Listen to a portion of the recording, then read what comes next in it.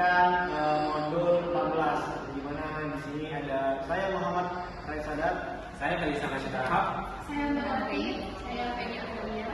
Oke, tanpa berlama, langsung saja kita masuk ke materi.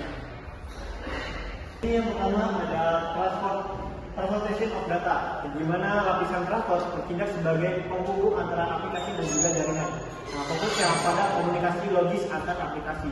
Fungsi utamanya untuk melacak berbagai percakapan atau multiplexing, di mana membagi data menjadi segmen dan menambahkan informasi header.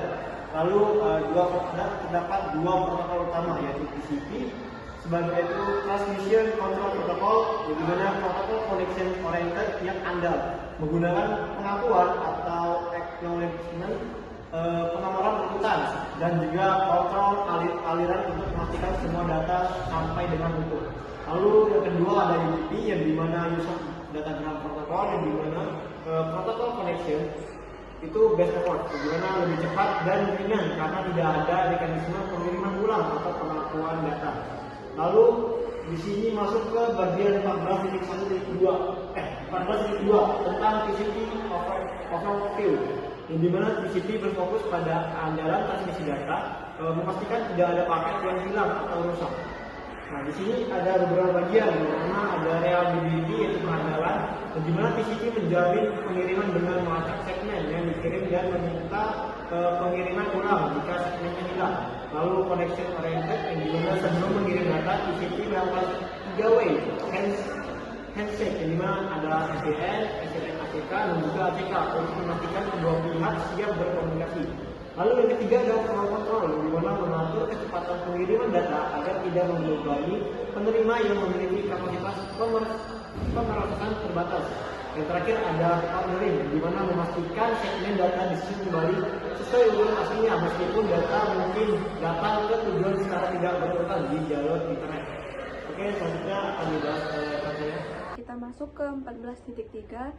Itu ada UDP. UDP adalah protokol transport yang bekerja dengan upaya terbaik dan bersifat ringan. UDP menawarkan segmentasi data yang mirip dengan TCP, tetapi tanpa menjamin keandalan atau kontrol aliran.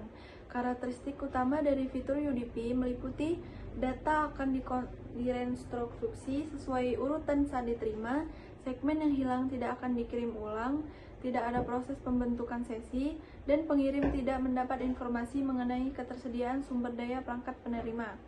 Lalu ada header UDP.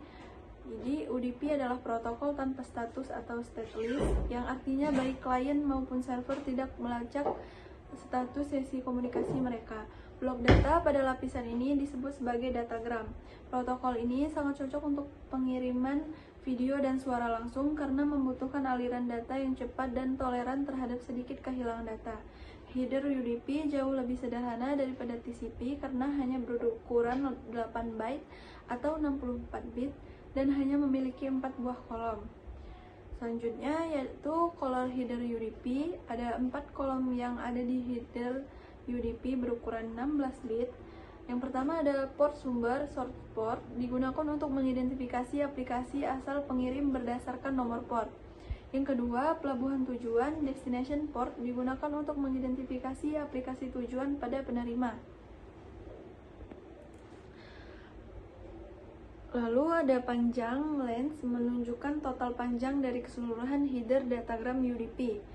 Lalu yang keempat ada checksum, berfungsi untuk melakukan pengecekan jika terjadinya kesalahan, error checking pada data dan header datagram yang dikirim. Lalu selanjutnya ada aplikasi yang menggunakan UDP tools. Jadi ada 3 jenis aplikasi yang paling cocok menggunakan protokol UDP. Yang pertama, aplikasi video langsung dan multimedia yang membutuhkan minim penundaan, delay, seperti VoIP dan streaming video. Lalu yang kedua, aplikasi permintaan dan balasan sederhana, di mana transaksi datanya sangat sederhana.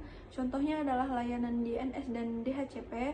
Lalu yang ketiga, aplikasi yang menangani keandalannya sendiri, komunikasi satu arah yang tidak memerlukan kontrol aliran bawaan dari protokol transport. Contohnya adalah SNP dan TFTP. Sekian dari saya, terima kasih. Baik, di sini saya akan melanjutkan ke modul 8. Baik, di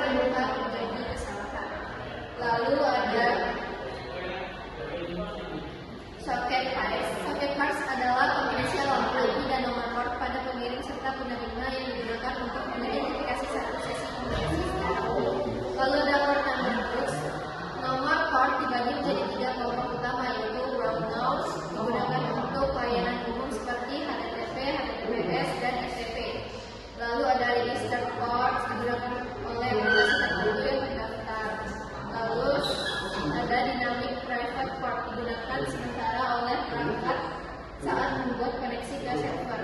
Setelah itu ada the next command. Nested adalah perintah yang digunakan untuk melihat status koneksi jaringan pada komputer. Perintah ini dapat menampilkan port yang sedang digunakan, koneksi yang aktif, alamat IP yang terhubung, serta layanan yang berjalan. Nested sering digunakan untuk menganalisis masalah jaringan dan memeriksa keamanan sistem. Baik, segitu saja dari saya, akan dilanjut oleh teman saya. Di sini saya menjelaskan di chapter 14.7 yaitu ada UDP communication. Jadi di sini ada karakteristik UDP yaitu UDP bersifat connectionless, cepat dan memiliki API rendah, cocok untuk aplikasi real-time seperti VoIP. Ada juga pengiriman datagram. UDP tidak menjamin urutan atau keandalan pengiriman data. Jika urutan penting, aplikasi yang harus mengaturnya. Ada juga proses server, yaitu server mendengarkan permintaan pada port tertentu. Contohnya ada DNS 53 dan radius 1812. Sini juga ada proses client, di mana client menggunakan port sumber dinamis dan mengirim ke port server. Juga pada saat server membalas port tersebut, port sumber dan tujuan saling tertukar. Jadi selanjutnya akan dijelaskan oleh Selanjutnya di 14.7 yaitu UDP communication. Karakteristik dari UDP atau low overhead versus reliability. UDP adalah protokol connectionless tanpa koneksi yang tidak melakukan negosiasi koneksi sebelum mengirimkan data, sehingga sangat cepat dan efisien. Protokol ini memiliki overhead yang sangat rendah karena header datagramnya kecil dan tidak ada lalu lintas manajemen jaringan, menjadikannya ideal untuk aplikasi seperti VoIP atau Voice over IP. Selanjutnya ada pengiriman datagram dan reassembly. Berbeda dengan TCP atau UDP, tidak memiliki fitur pelacakan nomor urut atau sequence number. Datagram yang dikirim melalui jalur berbeda sering tiba dalam urutan yang salah. UDP tidak melakukan pengurutan ulang atau reordering. Data langsung disusun sesuai urutan kedatangannya dan diteruskan ke aplikasi. Jika urutan data sangat krusial, maka aplikasi pengirim atau penerima itulah yang bertanggung jawab untuk memastikan urutan datanya. Selanjutnya ada proses server dan permintaan. Aplikasi server berbasis UDP menggunakan nomor port yang sudah ditentukan, well known atau register, untuk mendengarkan permintaan. Contohnya adalah server radius menggunakan port 1812 untuk authentication, sementara DNS menggunakan port 53. Selanjutnya ada proses client. Komunikasi dimulai oleh klien yang secara dinamis memilih port sumber dari rentang yang telah tersedia untuk transaksi tersebut. Nomor port tujuan adalah port yang dikaitkan dengan aplikasi server. Saat server membalas permintaan klien, nomor port sumber dan tujuan pada header datagram dibalik. Oh gue ya? Oh iya lupa. Ya. Ya. Belum. Sebentar. Ini pembukaannya belum mas kalian? Mungkin sekian informasi dari kami. Mohon maaf jika ada salah kata atau salah dalam penyampaian informasi. Kami akhiri. Wassalamualaikum warahmatullahi wabarakatuh. Di 14.5 di sini server menjalankan aplikasi yang mendengarkan pada port tertentu untuk menerima koneksi dari klien. Setelah koneksi diterima, server dapat melayani komunikasi data dengan satu atau lebih klien. Di 14.5.2 itu ada connection history, yaitu sebelum mengirim data, TCP membangun koneksi menggunakan three-way headset, yaitu SYN, ACK, ACK.